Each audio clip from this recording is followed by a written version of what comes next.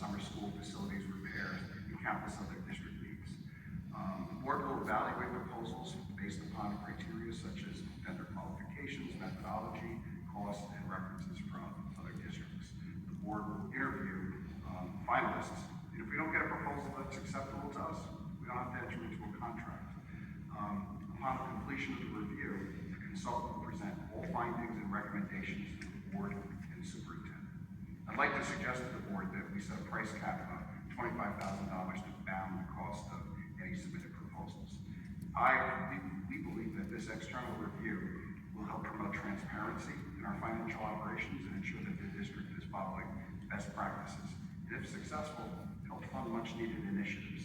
While we trust that our business administrator is doing a fantastic job, it is essential to adopt a trust but verify approach by bringing in an outside perspective to ensure that we're operating as efficiently as possible and identifying any cost savings opportunities that we might have missed. So I'll pause there. Any discussion? I think that's a great idea, James. I'm glad that we're going to move forward with this. It's going to do the district a lot of good. Yeah, it's perfect timing, right? Moving into budget season to have such recommendations. I agree. Prepared. I have a question. When this first came about, when Dr. Seco introduced an audit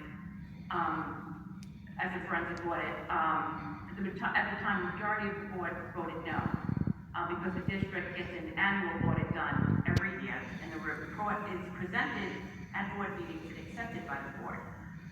The audit is then published, and you can find it on our website and all. It's like 200-some pages. And then that recommendation then evolved into somehow became a district efficiency study, which I'm a little confused how that happened, in which all aspects of the district would be reviewed for efficiencies. And at that time, on or about the spring of 2024, everybody was in favor of that kind of audit. But then we had a meeting on March 18th, and where Dr. Seco. It was the recommendation of the superintendent of schools based upon need. When we went into the finance committee, my statement was this: do not affect services. See where you can save money, but do not affect services. And with that being said, I always talk about having an independent auditor.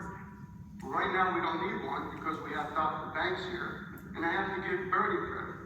Dr. Banks and Bertie have been leaving no stone unturned, seeing where we can save money without affecting services. Okay, so with that being said in March by John that we didn't need it anymore, we moved on and everything was fine. But then on about September 11th, based on the bills that Bruce and his firm sent in, John and James decided that they were going to ask Bruce to prepare an RFP for a business office audit.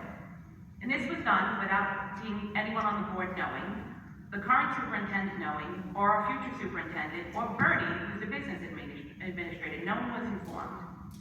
So, also a little bit of history on this is that James was removed from the finance committee because he can't deal with issues like this because of conflict of interest. So the audit can't now be discussed with the operations. It has to be the finance committee, so James shouldn't have any part in that. But based on an email that was sent out from James on September 18th, he had direct input on the RFP and is directing that the business office get a budget and work directly with Bruce on it. Something that he was removed from and couldn't do.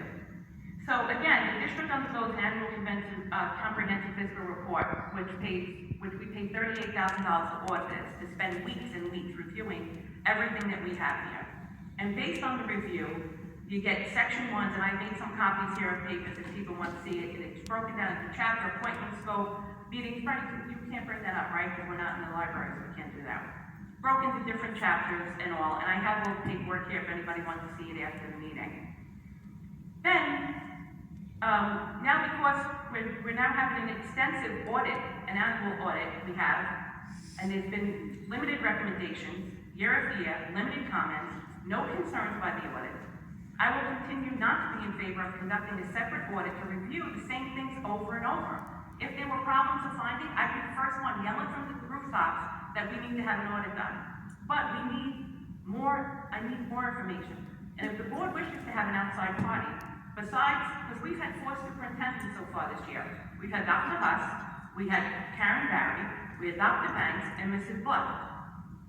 And they all reviewed the entire district.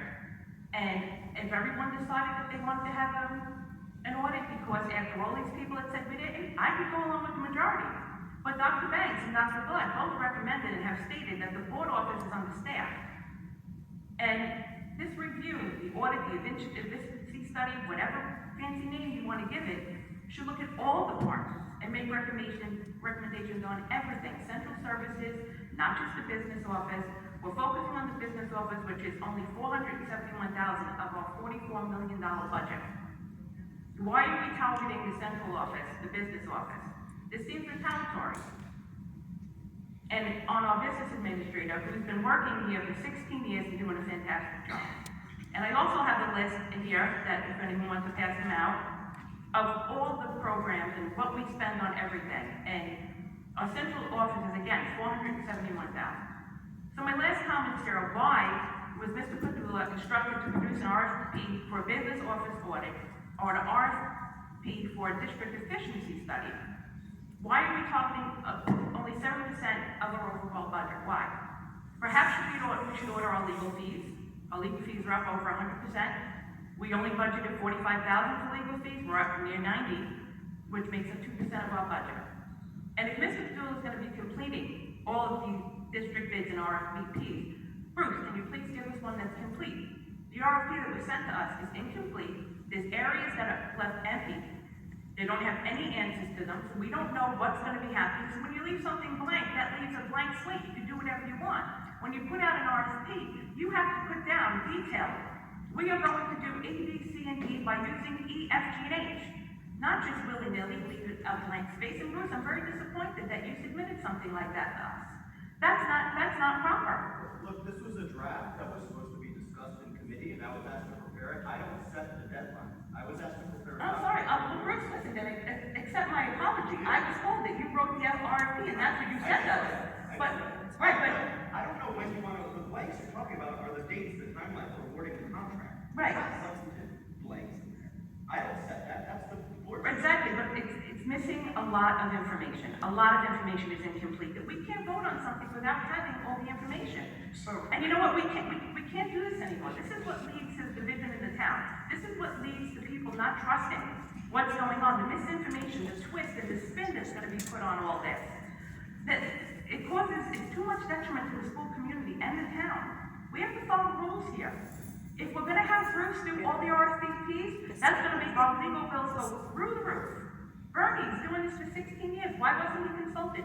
Why wasn't he considered in this? Bernie, is that RFP up to standards for you? Again, I question how it would be approved on the agenda this evening, and it is missing some dates and timelines and some required information. I realize that Mr. Padula did submit it as a draft, and that was my concern, that it is not complete. And what are we approving tonight? And I did address that with Dr. Sico. again, going back to the incompleteness, so thank you, Christine. Let's unpack those comments one at a time. One, the incompleteness was related to dates, because as a board, we need to discuss a timeline of how we're going to proceed with interviews and selecting the potential to select someone for someone to Okay, conduct this audit. great. So Okay, that's so not- how are we going to do that? How are we voting on something that we don't have all the information on? We don't have the information of the timeline, who we're gonna interview, so how can we vote without having that information done? We haven't even discussed it. Maybe this should have been brought up in an executive session and say, hey, this is what we're thinking about, this is what we're going to do. I have no issue with, if the majority wants to do an audit, I'm for it. But we need to have the information on I's dotted or T's crossed before we make a decision like this. We already spent thousands of dollars. You guys want to look to spend thousands of dollars to help fund full-day kindergarten. I support funding full-day kindergarten. But why are we going to spend more money when we're spending $47,000 and we have an RFP that's incomplete? Come on. So let me ask you a question, Christine. You you may mention that the AFCR is the audit we've done every year. Does the AFCR go over cost effectiveness of the district? Yes or no? I believe they do. That's Bernie. Does the AFCR cover cost effectiveness? Bernie? I mean, really, it depends what you get by cost effectiveness. My understanding of what an audit does is it reviews your processes, make sure you follow all laws and regulations, it does random checks of, let's say, like purchase orders, vendor reports, and certifications. That, you know, I'm probably not the expert to say what the audit. May I address it, Bruce? That's really a question for the auditor, but I know part of this process. May I address it? I like what Bruce just said. It's a question for the auditor. I don't know, I sounded so good on tape. If you go back to the meetings when the auditor was here, if you watch the video, you will see somebody in the audience somebody on the board do this. I raised my hand. Guess that's being an educator all these years. And the auditor looked at me and said, "Sir, how can I help you?" I said, "I have a question. Is this the audit that I am referring to, where we bring in an outside person to see where we can save money without affecting services?" And he says, "Sir, this is not. It's exactly what Bruce had said." Okay, so all you have to do is watch the video and get the minutes. Was I impressed with Dr. Banks? I was impressed with Dr. Banks at one point, and then I was disappointed because she would say, "We gotta cut this," and then she would say, "No, I changed my mind. We gotta cut this, I changed my mind." I want to get somebody who is not affected by the people here, and it's not just the business office. That's a misconception. Bernie, I sent an email when he questioned the process tonight. I said, it's not about the business office, that's one piece. For example, we have Mr. Hobson doing a great job in the primary school. How do I know? I asked Dr. Baker and I asked Mrs. Blood. He's doing a great job. Well, Dr. Baker, you heard my opinion of him. I think he's doing a great job. So you get an independent auditor that comes in and says, okay, if the board approves Dr. Baker, which I think they will, and if the board approves Mr. Hobson, hopefully they will, the question becomes, do we need an extra vice principal? That's where an efficiency expert says to the board, no, this district is very small. You can save money by not reappointing a vice principal. Okay? The efficiency expert may come in and say you need that person. My personal opinion, I think we're too top heavy. That's just me. You have a third party come in and they look at everything and they make suggestions to the board. We do not control personnel. We then make the suggestions to the superintendent. All the board can do is control the budget. Okay, they can say, we're not going to approve that position, but we have no control over personnel. When you have an independent person coming in, okay, you will find that that cost of $25,000 is going to save you a lot of money. I can almost guarantee that. So is this going to be the college student that you had said that was going to come and do the RFP? I never said a college You student. did say a college student. If you go back to the tapes, everything's recorded. I said up north we used to use a college, and normally we use Columbia University, somebody from their program, the accounting department, who also had a background in education. Up north we did this all the time. You never bring in a college student. You bring somebody in with accounting experience and education experience. And if you go to the tapes, you'll hear me say, one of two things will happen. I don't know why people object to this, okay? In the scheme of things, okay, I had mentioned $5,000 a few years back, okay? I've been saying this for a long time. But the price now is between 20 and 30. James came up with a good point, capping it at $25,000. One of two things will happen. An efficiency expert will come in and say to the superintendent, say to the PA, wow, you're doing everything properly. I can't come up with a single dollar's worth of saving. Great. You say that to the community. You're transparent. You did your best to see where you can save money. Two, the other possibility, which is normally the case from my experience up north, they'll come in and they say, we can't tell you what to do, Well, we strongly suggest you look at this. You can save some money here if you do this a little differently. It doesn't hurt to have an efficiency expert come in. Now, it's the prerogative of the board. If the board says yes, we do it. I am 100% for it. John, I have a question. So, Yep. I think, in your professional opinion, and tell me your experience, tell me if I'm wrong, I don't think a consultant has ever been hired and they've issued a result that had no recommendation, right? Because That's not true. In Wayne, New Jersey, they had no recommendations. In Patterson, New Jersey, they had a few. I'm going back many years ago. okay, that's quite an Is it rare? Is it rare? Yeah, actually, yeah. It's extremely rare, but it has happened. Okay, so my next question is, did your faith in Dr. Banks to be able to perform this efficiency study wane after she would not recommend the cuts that they wanted? No, it wasn't cuts. Yeah. So it's the superintendent, Dr. Huss, Karen Barry, Dr. Banks, Mrs. Blood have yet to make one recommendation for staff cuts that you have been suggesting. You said we didn't need the audit. Now, again, we need the audit because the cuts that you have been talking about have been deemed not needed by the chief school administrator. That's only correct. If you'd gone to some of the meetings, you would know, Dr. Banks had made cuts, okay, to us, and then, a couple of days later, changed their mind. Why? Don't know, okay? But she did make suggestions, and they were changed. Okay, what happens? You get too close to the people. Nobody wants to look somebody in the eye and say, your position may be cut, okay? And I think that's what happened with Dr. Banks, and all due respect to her. Okay, nice young lady, okay?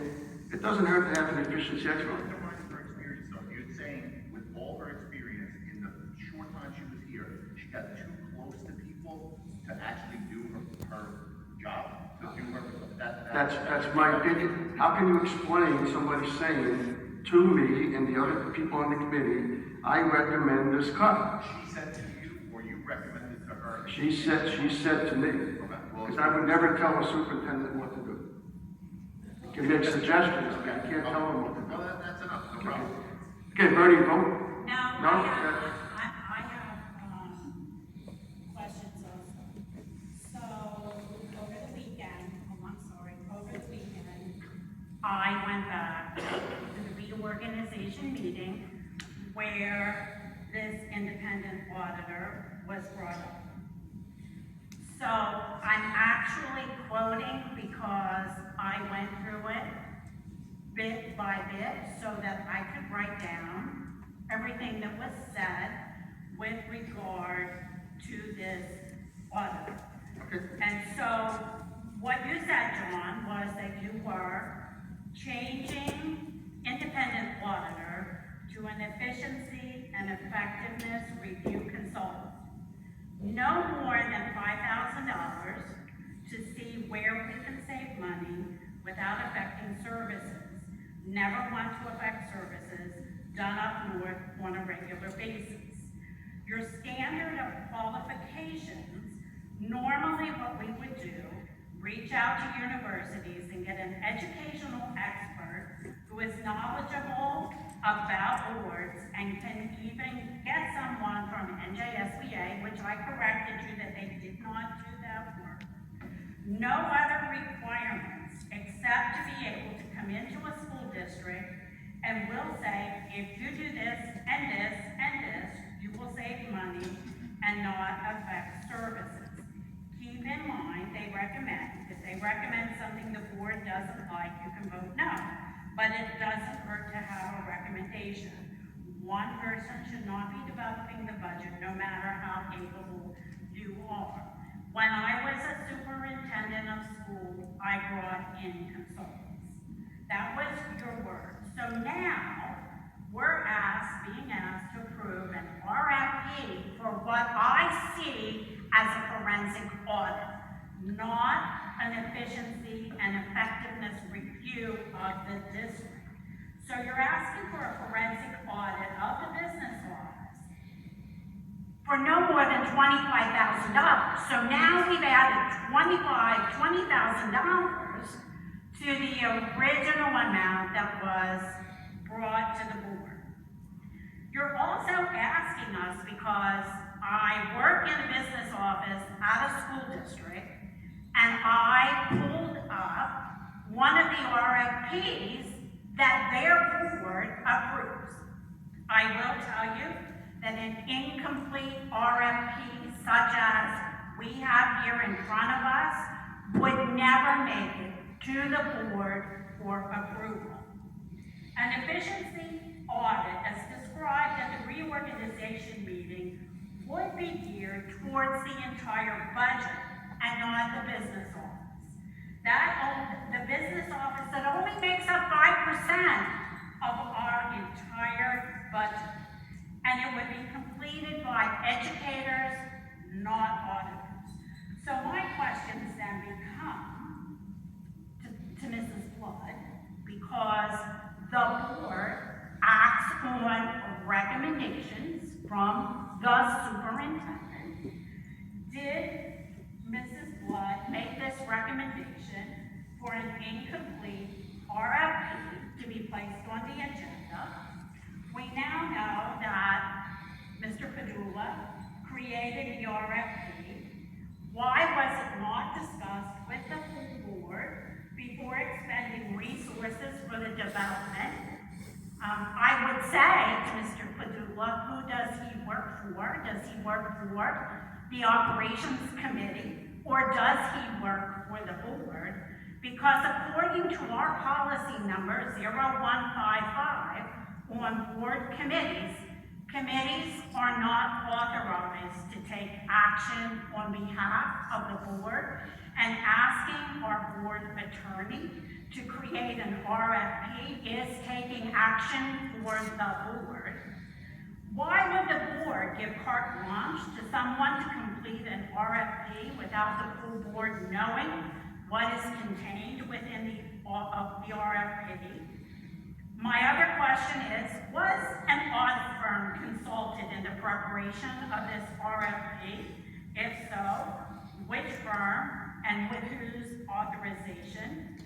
As Christine said, I would like to know what happened between March 18th, when it was indicated that we did not need an audit, and now all of a sudden we have to look into it and now.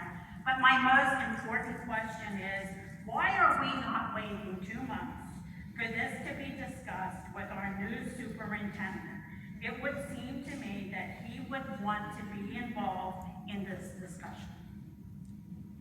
James, do you have any comments or board members? Just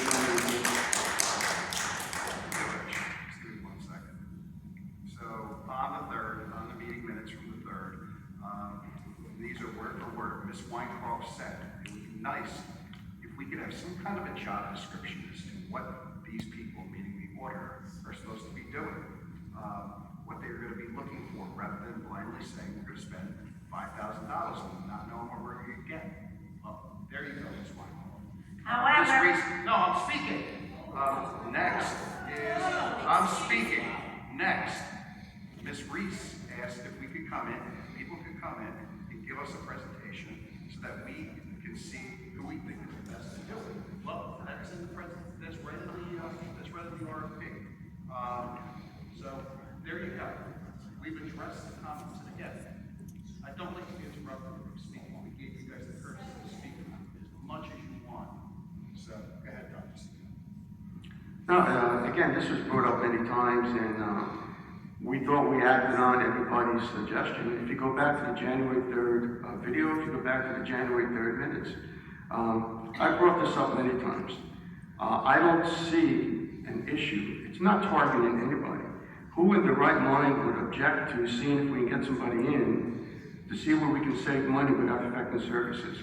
Okay, granted, $5,000 went to $25,000. In my day, it was $5,000, but when you go to the grocery store, and I was there this morning with my wife, we bought hamburgers, it was 80% of sliders, $5.98 a pound, and prior to the previous administration, it was a lot cheaper. So prices do go up. This is a proposal. Nothing is concrete. This is not a contract. Now, what before I brought a proposal? Okay, this is not a contract.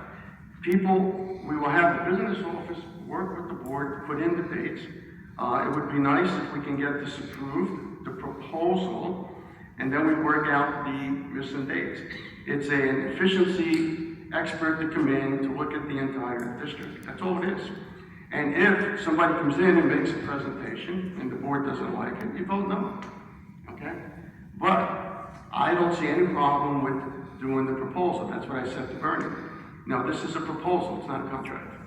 Okay? And then we work out the details. Yes, sir. I'm sorry to interrupt. I just want to, Ms. Whitehorse had asked. Can you speak into the mic? We can't hear you down here. Sorry, go ahead. What, mine's not connected, I'm sorry.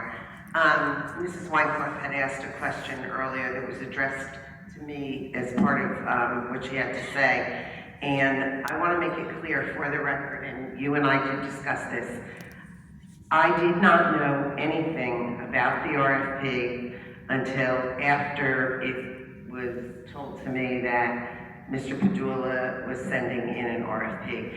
And when I went to, and I discussed with you that I was very concerned that as the superintendent of the school,